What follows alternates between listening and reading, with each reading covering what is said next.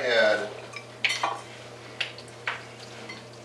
about 15 pages front and back. Obviously, that's not going to happen.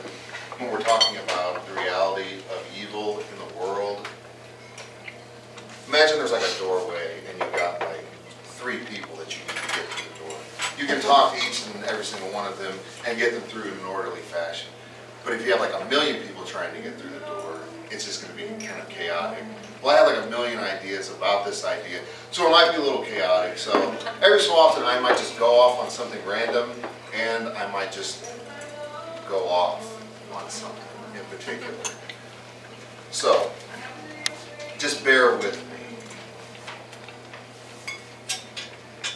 If God is so good, why is His world so bad?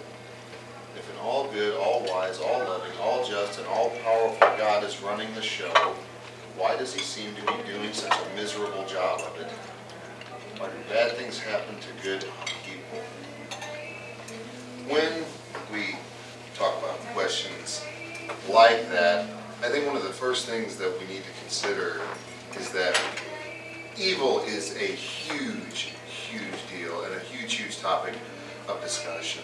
And the Catechism talks about, kind of like right out of the gate, ignoring evil in the world and trying to pretend that it doesn't exist or something like that, which I would say most people don't. But trying to explain it away in certain specific ways is kind of a futile exercise. And so tonight, there's lots of different avenues that you can go down to when discussing this, but there's really kind of 2 things I want to talk about with evil. Evil as it relates to suffering, because that's what most people think of when they think about evil is suffering, and then also evil as an excuse, and I'll get more into that a little bit later on. But so if God is an all-good God and there's evil, how do we reconcile these 2 realities? Well, the first thing I think we want to look at is just the basic problem with the question, with the statement, and the way we're asking it. When I studied philosophy, we took a logic class, and in this logic class we studied things that are called fallacies, and fallacies are a way to prove an argument. And sometimes you can use a fallacy and your conclusion can actually be right, but the way you ended up getting to it is actually wrong.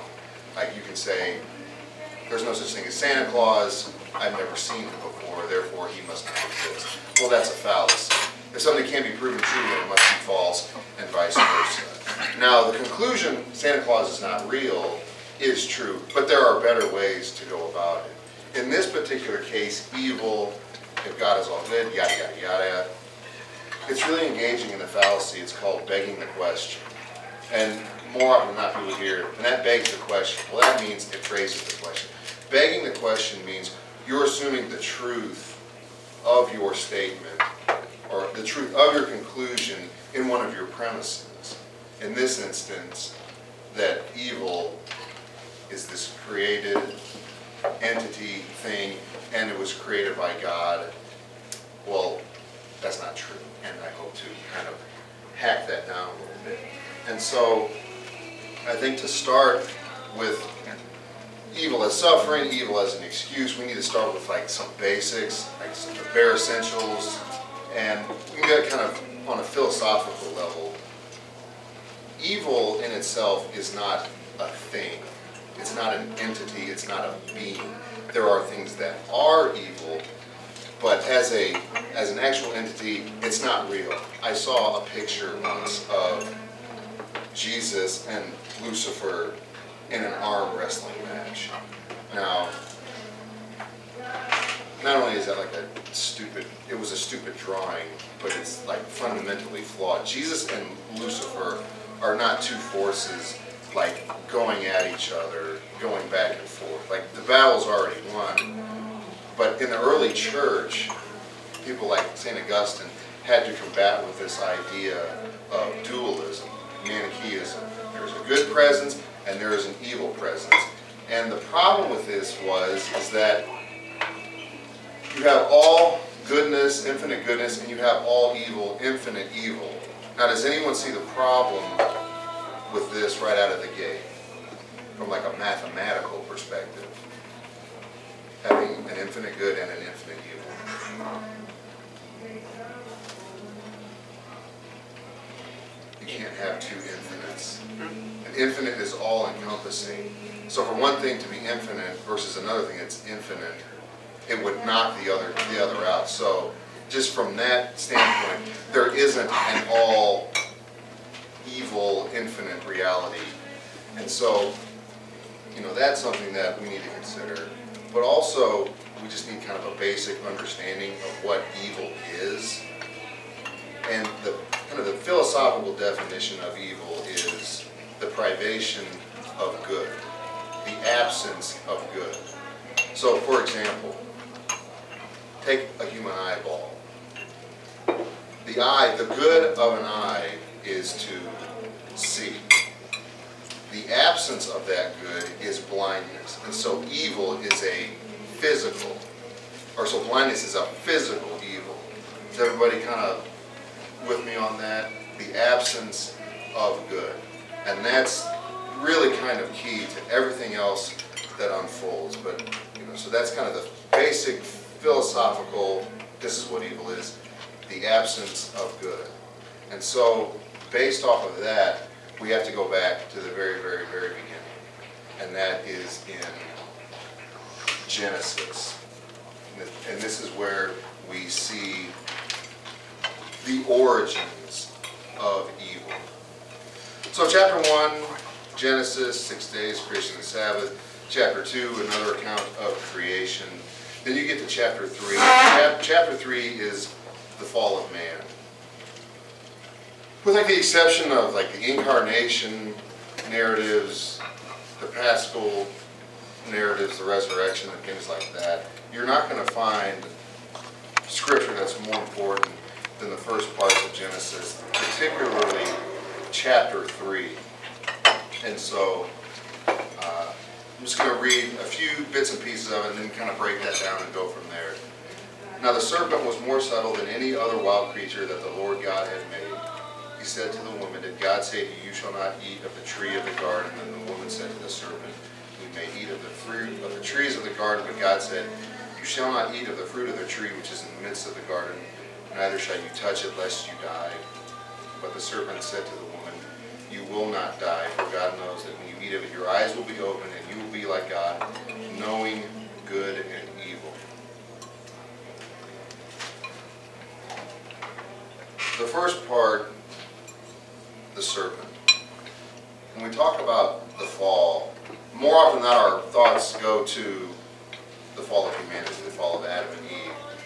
But there was a fall that happened before that, and that was the fall of the angels. God created the heavens and the earth, incorporeal and bodily, which means, incorporeal, you don't have a body, that's what angels are, just pure spirit. And these angels, Lucifer in particular, was the first to fall, and he kind of led the rest of them out of heaven. But the fact is that Lucifer, and this is where it gets kind of tricky, because angels they're not eternal, they're immortal, but they exist outside of time. And so as soon as Lucifer was created, it was one moment he was created and the next moment he fell. He didn't ponder this thought of turning away from God. It happened, just complete moment, and then he was gone. And then, this is the serpent character. The catechism, there is a seductive voice behind the sin of Adam and Eve. And so this is kind of the first introduction of evil into the world and into the cosmos. And so already there's a disorder in the universe already. And so humanity actually was originally created to be the redeemers of creation. Obviously, we blew that play pretty early on. But, that's kind of the start of it. And now, we got Adam and Eve, we're in the garden. God knows you will be like him, knowing good and evil. And this idea, I mean, pride is at the root of all sin, but this idea, this understanding of knowing what is good and evil, what we determine to be good and evil, really is at the problem of pretty much every sin that's ever happened, particularly in modern times. We're going to talk about relativism and things like that in just a little while. But this idea, the fall, this is where evil first crept in. And most people don't like to think of the idea of evil being the result of sin. If God is an all-good God, why does evil exist? In other words, God created evil. This is what a lot of people fall back on. God didn't create evil. He can't create evil. He's all good. Evil is the absence of the good. And so when Adam and Eve chose to sin, to turn away from God, they chose the good is now absent, therefore sin enters in, and now we have evil entering the world. Sin comes first, then evil follows. And we know this because after they eat, they fall, they realize they're naked, and they cover themselves up, they hide, and God is traipsing around through the garden. Where are you? Yada, yada, yada. I was naked. Who told you? And then we get to this part. To the woman he said, I will greatly multiply your pain and childbearing. In pain you shall bring forth your children. And to Adam he said, because you have listened to the voice of your wife and have eaten of the tree of which I commanded you, you shall not eat of it. Cursed is the ground because of you. In toil you shall eat all the days of your life. Thorns and thistles it shall bring forth to you. And so now all of a sudden, pain, toil, struggle, suffering, all of these things come about as a result of humanity choosing to sin. And so, that's where we get to, that's where sin, or that's where evil enters in. And again, this is problematic for modern culture. It's very individualistic, very relativistic, that somehow evil could be our fault. But the thing is that evil is obviously very real. It's not an illusion. Suffering isn't an illusion. The loss of life, the murder of children, these things are very real. And I just want to read a couple of examples of this. At about 1 in the morning on December 26, 2004, an undersea earthquake in the Indian Ocean occurred. The earthquake had a magnitude somewhere between 9.1 and 9.3, making it the third largest earthquake ever recorded. The earthquake had the longest duration of faulting ever observed, between 8.3 and 10 minutes. It caused the entire planet to vibrate as much as 1 centimeter and triggered other earthquakes as far away as Alaska. The earthquake triggered a series of devastating tsunamis along the coasts of most land masses bordering the Indian Ocean, pulverizing coastal communities with waves up to 100 feet high. More than 230,000 people in 14 countries died. It was the deadliest natural disaster in recorded history. Sometime before 9:30 in the morning on Friday, December 14th, 2012, a 20-year-old kid named Adam Lanza shot and killed his 52-year-old mother, Nancy, at their Newtown home. He then got into his car and drove to Sandy Hook Elementary School. Shortly after 9:35, Adam shot his way through a glass paneling next to a locked front entrance door at the school. Adam entered a first-grade classroom where Lauren Russo, a substitute teacher, had herded her first-grade students to the back of a room and was trying to hide them in a bathroom when Adam forced his way into the classroom. Russo, behavioral therapist Rachel Davino, who had been employed for a week at the school, and 15 students were all killed. 14 of the children were dead at the scene. One injured child was taken to the hospital for treatment but was later declared dead. a 6-year-old girl, was the sole survivor and was found by police in the classroom following the shooting. The surviving girl was hidden in one of the corners of the classroom's bathroom during the shooting. The girl's family pastor said that she survived the mass shooting by remaining still and playing dead. When she reached her mother, she said, "Mommy, I'm okay, but all my friends are dead." In the end, Adam had fatally shot 20 school children, 6 staff members, most killings taking place in first-grade classrooms.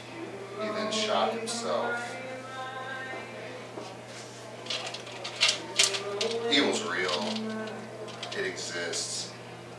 And when we hear things like this, when we see things like this, well, people got to go somewhere with their grief. They have questions. Why did this happen? And these are perfectly fair questions. And the conversation that we're having tonight are conversations that are good and they're supposed to happen. But telling these parents and these kids the nature of evil and the reality of evil and what this all means, that's a little tougher road to hoe, so to speak. But that doesn't change the reality that humanity brought this kind of stuff on itself when we sinned, when we turned away from God, when we made the decision that we were going to decide what was right and wrong, what was good and evil. I mean, essentially, it's an earthquake. An earthquake is not evil. A wave, water, is not evil. Even a gun is not evil. Some parishioners last summer took me to a shooting range. Well, the gun did the same thing there as it did in the classroom. It's the intention of the person, or it's the effects of this wave wiping out all of these people. So we need to be careful about designating things as evil, because there's to say something, this is an evil thing. We need to be careful about how we say that and what we describe actually as evil. There are very few intrinsic evils in the world, things that are evil just by their very nature. Like abortion is an intrinsic evil. Torture and slavery are intrinsic evils. There's no circumstance where they're okay.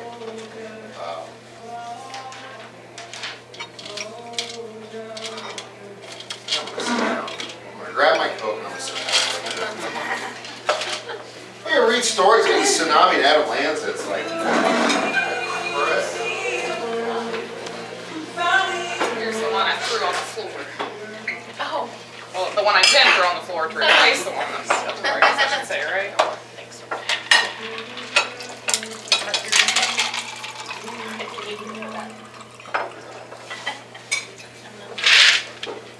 Thanks so much. You're welcome.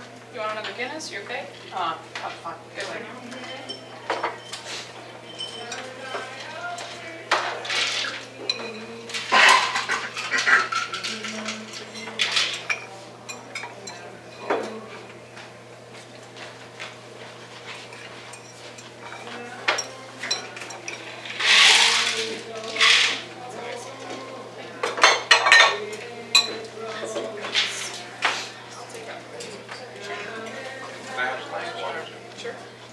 Anyone else need a water?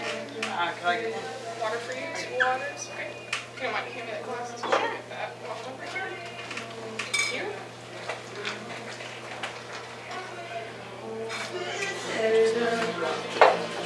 okay, so I've told you these like horribly graphic stories and they're terrible.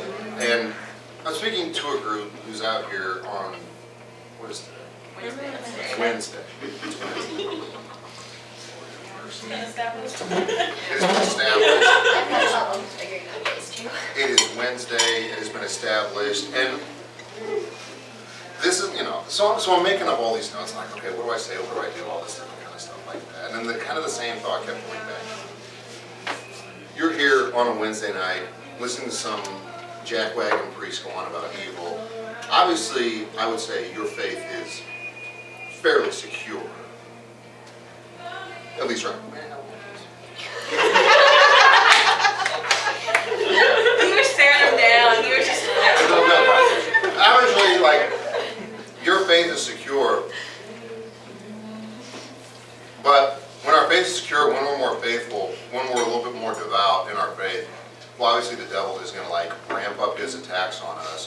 And so the importance of being aware of these sort of things, they're going to help us kind of combat these kind of things. And these are questions that, as a priest, I get a lot of, and it usually comes down to evil.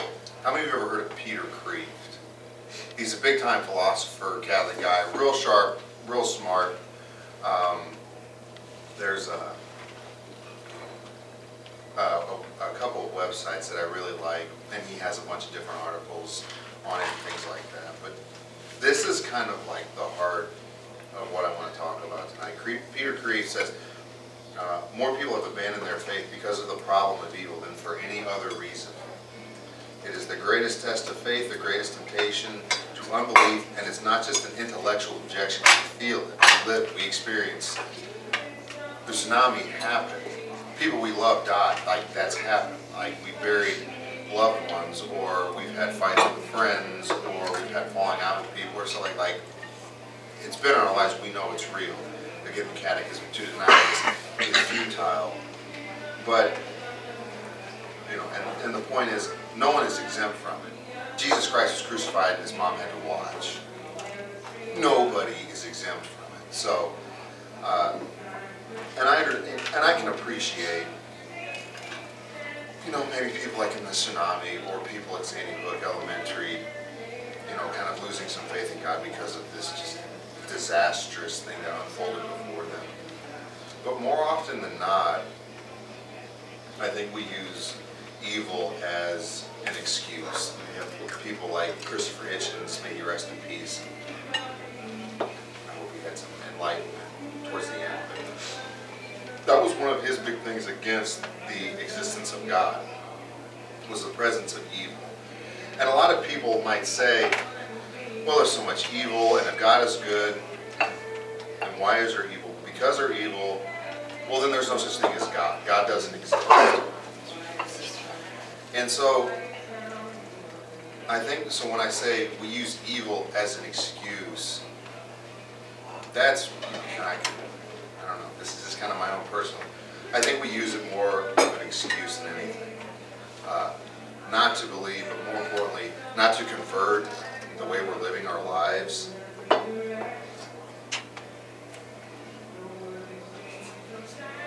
to put this. Like, as tragic as the tsunami was, as tragic as Sandy Hook Elementary was, like, how quickly do we move on from things like that? Like, they make the news, but we move on pretty quickly. Not that we forget them, and not that we don't realize that they're not important, but we're very quick to kind of just move on to the next thing. We don't really like to think about them. And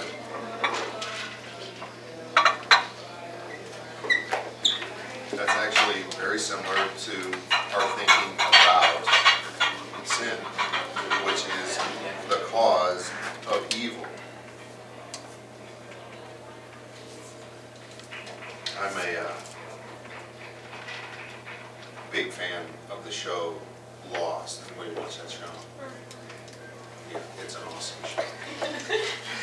Yes, it was. It was. I hope we don't mind. Yourself. Even if you said, I do mind, I probably would still be doing it. But there's some dipping sauce. no, that's not. But there's one point in the show, it's like in the second season, and they're down in this little bunker, and there's this button that they have to keep pushing. And Jack Shepard and John Locke are like the two main characters, and they kind of go back together the whole time. John Locke is down in the bunker. He's the one who opened the bunker. He's like the man of faith.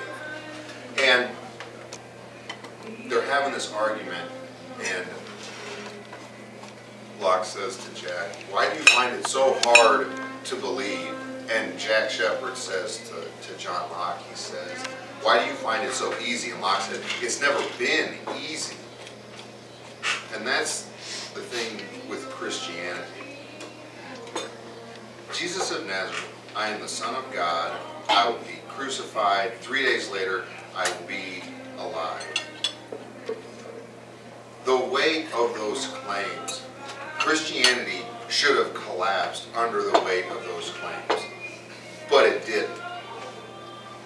But it doesn't make it easy to believe that thing, to believe those things.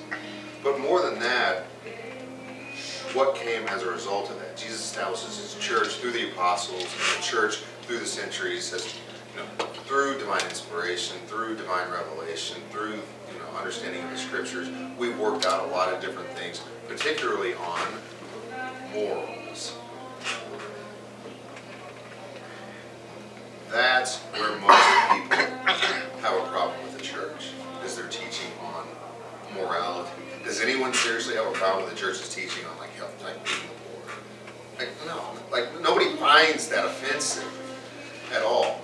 But I was doing some research, and the biggest group, second biggest religious group in the United States is fallen away Catholics. Yes, the biggest is Catholic. The second biggest is fallen away Catholic. And the majority of that group is, wait for it, you all. Well, me too. Technically, I'm a young adult. I'm 32 years old and a priest. I'm not a young adult. Like 18 to 24. That's 18 to 35. Yes. But that's the big. 24, I'm leaving. Me too. But that's the group that's walking away the most. And I'm reading this Pew study. I think I might have copied it down. Just a few of the little nitty-gritties of it.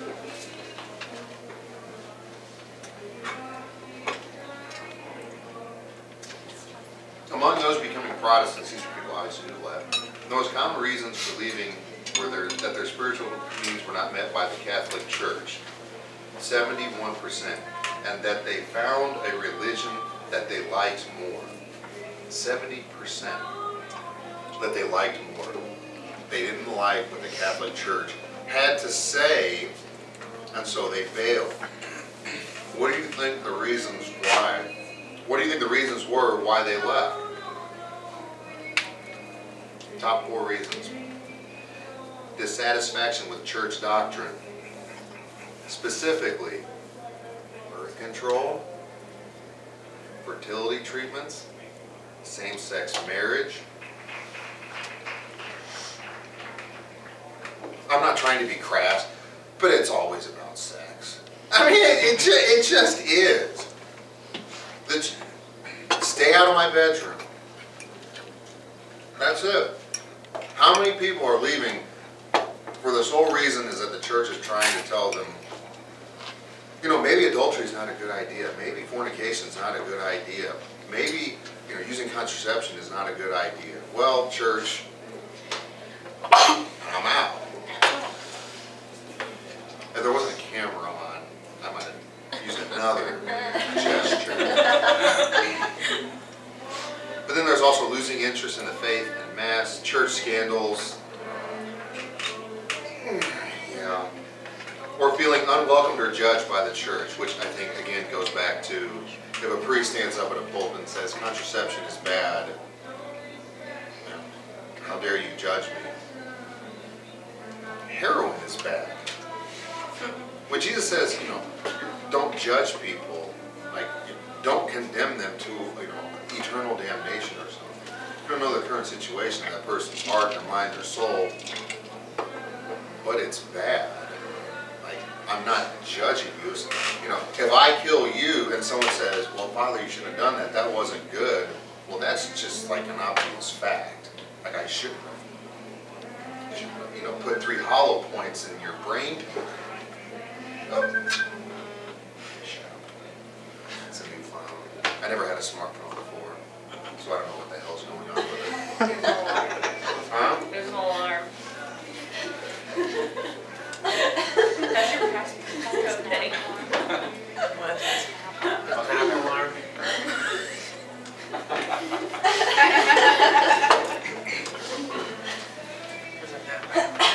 And ultimately, this all goes back to a culture of individualism and relativism. Pope Benedict XVI spoke a lot about the evils of relativism. And relativism is I'm okay, you're okay, you're okay, everyone's okay. Everyone can hold their own opinion as long as it doesn't, you know, insult me or offend me or doesn't stand in contradiction to mine. Then we're all fine. Unless, of course, you're Catholic. Then like, your opinion is worth like dog crap. 5 times 5 is 25. 5 times 5 is 24. 5 times 5 is 0. You can't all be right. And that's like a basic obvious like example. Like I wouldn't use that example to like really get after hardcore relativists, but I mean that's essentially what it is though. And this goes all the way back to the beginning. You will know good and evil. You will be able to decide what is right and what is wrong. The devil hasn't changed his game plan since the fall. And the more he can convince us that we're in control, that we know what's right, that we can appropriately identify these things, well, the more and more we're going to depend less on God and more on ourselves. And that's evil. That's evil. That's at the very heart of evil. We invite evil into the world because of our sins, and then we have the gall to get pissed off at God because we don't like the way things are unfolding. That is only something that arrogance, that pride, that sin can actually come up with. We use evil as a mask to cover the reality that we don't want to convert. We don't want to like change our lives. And that's the only reason, like Peter Creek, more people abandon the faith because of evil. I think it's because we don't want to convert. It's like an easy out, and why would someone not want to believe in God? There's a guy, his name is Blaise Pascal. He's an old cat. When I mean old, I'm talking like centuries old. And he had this, he's a philosopher, and he had this thing called Pascal's wager. And essentially you have a believer and you have an unbeliever. I'm probably going to hack this up a little bit, so bear with me. But when we die, if God isn't real, then neither the believer nor the unbeliever has ultimately lost anything. Because you don't know that you even existed. And so the only reason that we would live, the only pleasure we could get from life is purely carnal desires, which the church's teachings, like, in terms of controlling those things, most people have a problem with that. And so that would be the only joy that you could find in life. You die and you don't even realize you exist. So if I spent my whole life, mortifying myself, fasting, abstaining from sex, and all that stuff, living a virtuous life, and then there is no God, and you die having denied yourself all these earthly pleasures, well, who the hell cares, because you're dead and you didn't realize that you even existed anyways. So either way, you have very little to lose. But if God is real and you're an unbeliever, you have a massive amount to lose. Free will is like the eternal catch-22. We have a choice. If you spend your whole life not choosing God, He will respect that. If you don't want to spend your earthly life with God, if you can't spend an hour with God a week at Mass, why do you think you're ever going to want to spend eternity with God? You won't. And also, because God is just, and because He respects our free will, and some people might not have any notion of heaven, well, there's like an obvious, well, we got to do something with these souls. And, maybe the last minute, the Virgin Mary swoops in with a little inspiration and they spend more time in purgatory or something. But hell is real. It's a dogma. We hope that no one is there. The Catholic Church has never specifically said anyone is there, not even Judas. They won't name people in hell. And so, that kind of leads me into the answer to the problem of evil. And the answer to the problem of evil is, of course, Jesus Christ. The crucifixion. Can we believe that Adam Lanza is going to go to heaven not because of what he did, but because of what Jesus Christ did? The greatest commandment is to love God, love your neighbor. To love someone means that you will the good, you desire the good for them. And the ultimate good is eternity with God. If you don't will that, if you don't desire that for another person, well then you're not a Christian. We should hope that Adam Lanza is in heaven or making his way through purgatory to heaven. 9/11 is what? 14 years and what, like 9 days. Is it possible, is it conceivable that when those pilots crashed those planes into the buildings that something changed and that Christ got to them at the last second? Well, I hope so. And I certainly believe that that's possible. If not, then I would have chucked this. I never would have even, gone after it. And so this idea of conversion is a big part, but that's ultimately the only answer to evil is the life of Jesus Christ and the teachings of the church. His incarnation, his life, his death, all of it. That's the only reasonable answer to the explanation of evil. And Jesus Christ is the only one who could actually handle evil. And if you go back into Genesis, in chapter 3, the gospel, it means good news. Well, in Genesis chapter 3, God promises Eve that from her seed will born someone who will crush the head of the serpent. It's called the proto-evangelium, the first gospel, the first good news. So even from the very beginning, God had a plan. Do we believe that? Can we trust that? Can we trust that all things work for the good for those who love God? For those who don't love God, evil strikes, disaster happens. They get mad at God, they abandon God. But if we love God, if we have faith in Him, if we have hope in Him, well then the situation can be salvaged. The fall was a nightmare. It was absolutely terrible for humanity. But in the Easter Vigil, what do we say?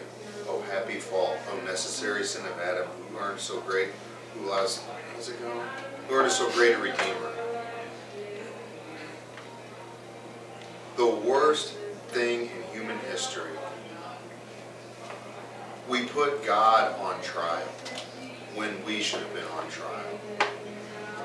Humanity cries out with one voice, God is guilty. And then we murder Him. That's messed up. That creation would kill their creator. I love Full Machine. Like, the earth shook. How he describes it? That the earth shook in rebellion and there was an eclipse, as if the sun was hiding its face in shame for what we had just done to the Creator. And yet, 3 days later, the worst thing that ever happened in human history turned out to be the very best thing that could happen for us. And that's at the heart of the answer to the problem of evil. It's going to strike. It's going to happen. Life is going to hit us upside the head more than a couple times. As I said before, Jesus was murdered, Mary had to watch. But if you remember in John, this is after the Eucharistic bread of have discourse on this stuff, and Jesus is asking the apostles, who do the people say that I am? Well, John the Baptist, some people say Elijah. And he says, no, who do you say that I am? And he says, you are God's Messiah. And bless you, Peter, God has revealed this to you. Anyways, jump ahead and he says, the Son of Man must go to Jerusalem, be crucified, and on the third day rise again. And Peter's like, no, this is not going to happen. And Jesus says, get behind me, Satan. You're thinking like a human being does. And that's the biggest trick. How is it possible that that something good can come out of what happened at Sandy Hook Elementary School? Where's the good in 300,000 people being dead and missing in the tsunami? What was it, a few weeks ago? A news reporter was doing a live report and was shot on live television. My cousin had a 3-day-old baby die. Why does a 6-year-old get leukemia? Why does a 40-year-old man with 3 kids get into a car accident? Well, all things work for the good for those who love God. There isn't this 100% perfect answer out there for us. Because right now we have partial knowledge of God's plans of the will of God. We know quite a lot, but it still pales in comparison to what we will someday know. And so when someone says, why did this happen? Sometimes I just have to say, I don't know. I can't tell you why 26 and 7-year-olds were murdered by a very obviously troubled 20-year-old kid who turned a gun on himself. I don't know. All I know is reading the scriptures, praying, getting to know Jesus Christ. That's the only way you can even come close to an answer. That evil, that sin, that the fall was that bad that God became a human being. That shows you obviously how bad it was, but that also shows you the extent of how much God actually loves humanity. That he would stomach this lie that he is the guilty one. And so, that would be my kind of advice to you. There is no easy answer. It's never been easy, but Christianity is Jesus Christ is it, that there's no other way to make heads or tails of it. So that's kind of my stick. Like I said, there's a lot of things going on up here, but let's dish here. Let's talk a little bit.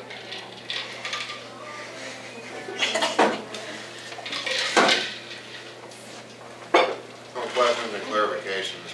I've done philosophy for 2 years, and I gave you like a 30-second crash course on people.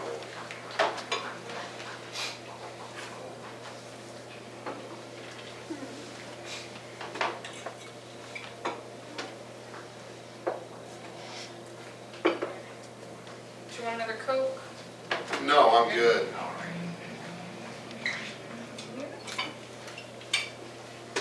So, I don't know if anything is coming in here. Randomly picking up pieces of our conversation. Bunch of psychos. That's alright, I'd rather hear this conversation than some of the ones I walked in on. Walked in on some pretty bad ones, so this is not bad at all. I actually missed this conversation. I lived in a Christian cooperative house in Purdue for 3 years, and then working in an environment like this, you don't don't really hear, you don't No, I really hear good conversation anymore, you know? I wouldn't think so. Where were you at Purdue? I graduated in May. I was there for 4 years. I lived at Stewart Cooperative, the girls' Christian cooperative. Just this past May? Yeah, I graduated this past Congratulations. May. Thank you. Yeah, saving up some money so I can move to Indianapolis. Yeah. Got a job with the USDA working for Eli Lilly. Oh, very cool. But it's very expensive to move to Indianapolis. It is right now. Yes. Yeah. I know. Columbus is really high. It's expensive to live anywhere right now, especially in Yeah. Columbus, so my parents were nice enough to let me move back in. At first I thought they thought it was going to be a great idea, now I think they're regretting that, so. So glad Oh, that it's going to be like, you know, just like old times, and then I'm like, oh great, now she's older and has responsibilities. Yes. Yes. Was it really? They'll probably want you to write a review since nobody's ordering it. Of your face, it was delicious. I don't remember. Fairly hard. You're waiting for you to eat it.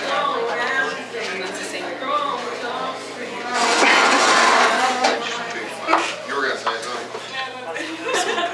Well, question about like concerns when someone says, what's the point when I live a virtuous life and then out of Lansley gets it at the last second? What's the point? God is that merciful.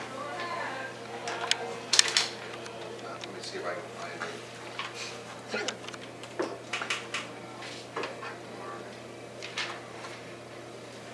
I can't find it exactly. I can tell you the story. So there's one about the guy who hires, That's the one I'm looking. that's when you're looking for, right? That's And the that one. hires the laborers, right? And he the one says, who well, comes in at the end of the day and still gets the full wage. Yeah.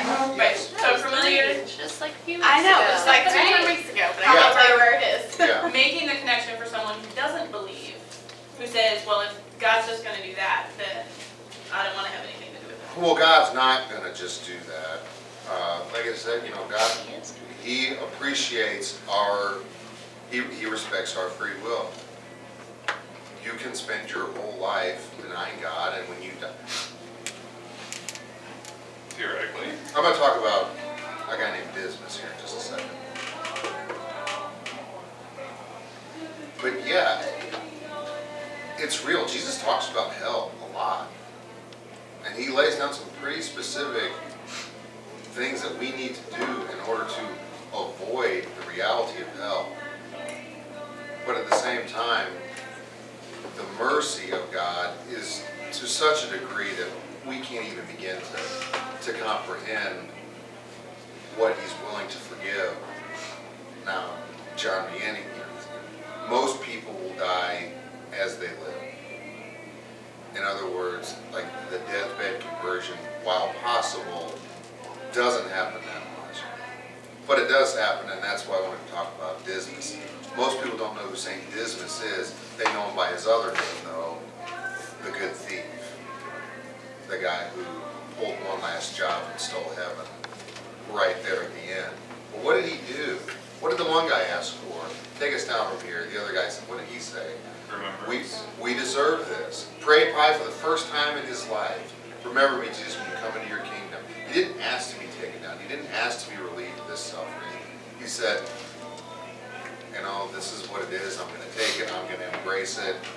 And he was saved because of that. But I mean, what you're talking, like the tail end, how does someone sneak in almost, you know, at the very end? You know, that is kind of hard to figure. And you know, and if you remember in that story, the landowner doesn't give an answer other than, who are you to tell me how I should, you know, spend my money? If I'm going to be generous, you know, kind of what is that to you? I can do whatever I want with my money. And again, I mean, that's the essence of the prodigal son too.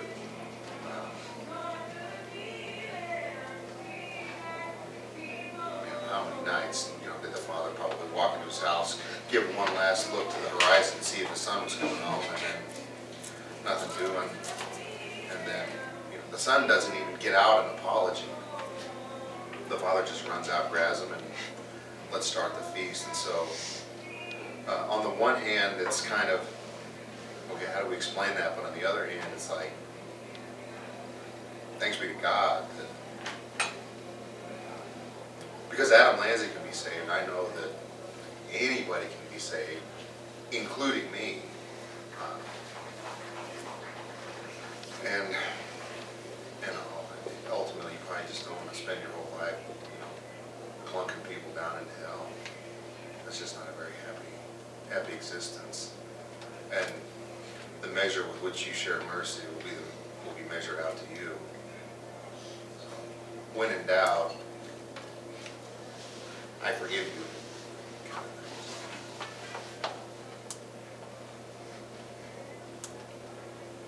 But it is evil. Evil is because of sin. We talk, the two can't be separated. And that's why I spent more time talking about sin, because the two go hand in hand. And we don't like to talk about sin very much in the world today. People don't like being told that they're wrong, especially when it comes to the way they live. That's a tough thing for people to hear. And we're moving in a direction as a faith where,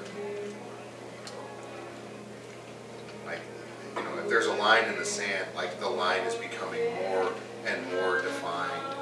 And I believe we're on like a kind of this great cusp of like Catholic apologetics, and I think it's a great time to be a Catholic. Because on one hand, Lucifer is really pushing, his agenda, sin, evil in the world, and obviously we don't want that, but that's really kind of outlining and well defining where we stand as a church, and that is a good thing. That's how God can work through something terrible and evil, is all of a sudden you start to realize, well, this is where I stand, this is what we believe, and that in itself can become a very good thing.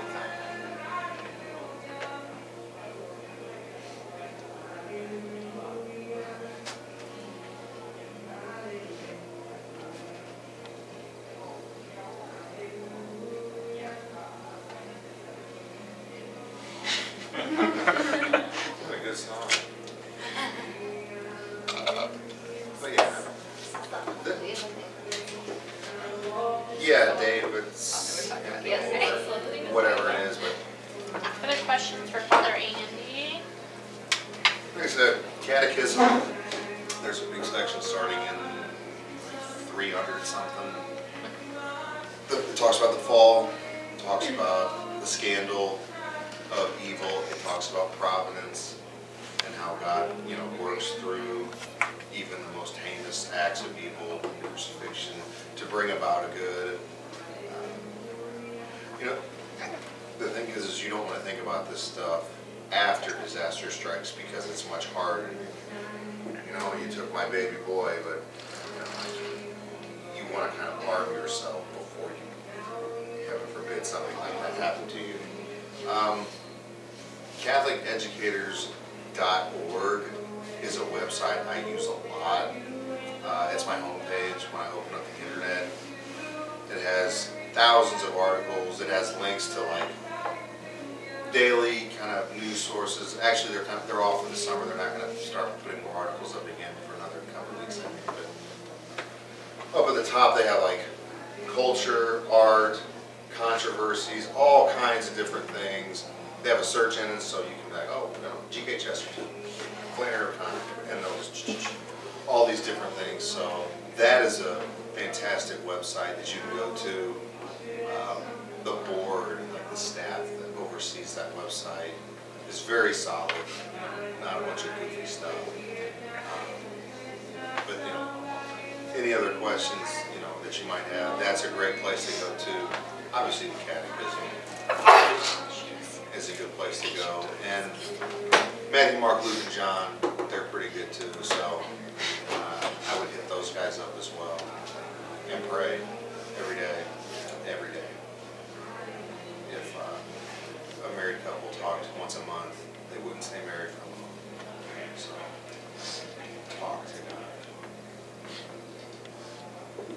your monthly quota yet? I just thought I think we'd stay together longer.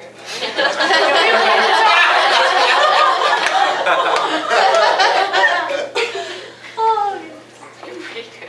But I saw the six-pack for the rest of the year. There's And it's the Byzantine right guy coming in. If I can, I might come to that one myself. That's a pretty, That's all of them. the Byzantine rite it's fascinating. And to have a guy who's obviously on the ground floor, very fascinating. I think I got the last one.